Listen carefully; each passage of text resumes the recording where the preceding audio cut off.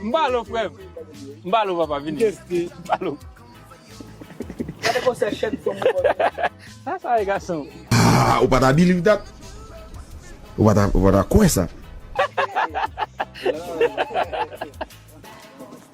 Bye bye, demoiselle. Si tu colonnes là, tu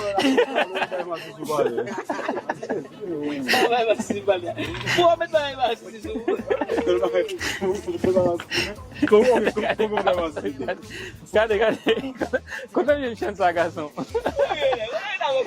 Bole. Esse deve ser. A foto do meu moça. A foto do meu moça vai inglês, tá vendo? Já tem uma coisa que você t-shirt bag, aí você tudo. A partir.